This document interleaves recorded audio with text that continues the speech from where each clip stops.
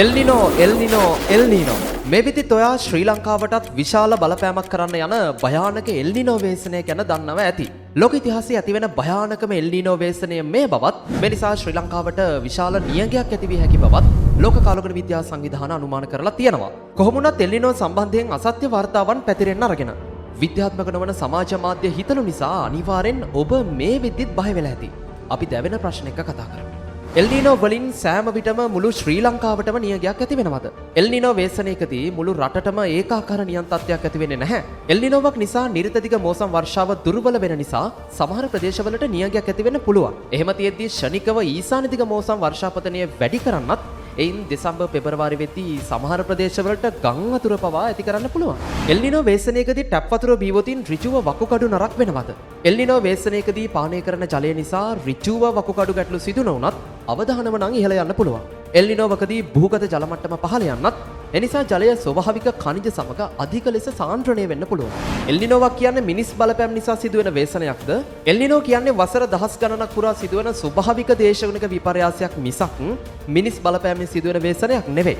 නමුත් ගෝලීය උෂ්ණත්වය ඉහළ යන්න මිනිස්සු කරන වැඩ නිසා එල්නිනෝවේ බලපෑම තව වැඩි වෙන්න පුළුවන්. එල්නිනෝවක් කියන්නේ අනුමාන කරන්නවත් බැරි ක්ෂණිකව සිදුවෙන වේසනයක්ද? එල්නිනෝ කියන්නේ ස්වභාවික සහ නැවත නැවත වෙන ගෝලීය දේශගුණ රටාවක්.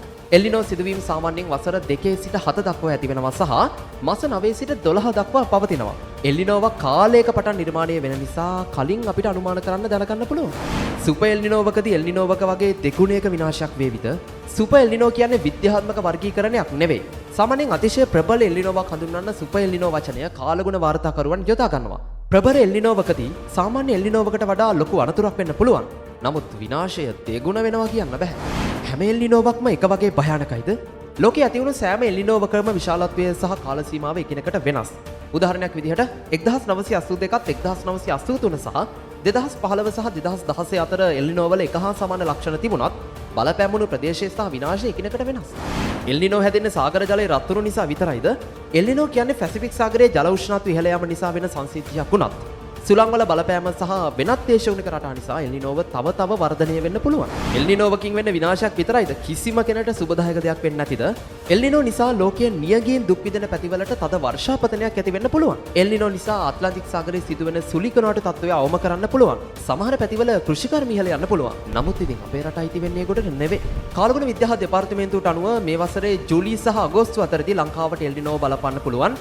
මේ නිසා විශේෂ නියම් තත්වයකට අවශ්‍ය මූලික කළමනාකරණයන් කරන එක පුරවැසිය විදිහට අපේ වගකීමක්. එල්නිනෝ ගැන බොරු අහලා බය වෙලා ඉන්න අයටත් බලන්න මේ වීඩියෝ අනිවාර්යෙන් ෂෙයා කරන්න.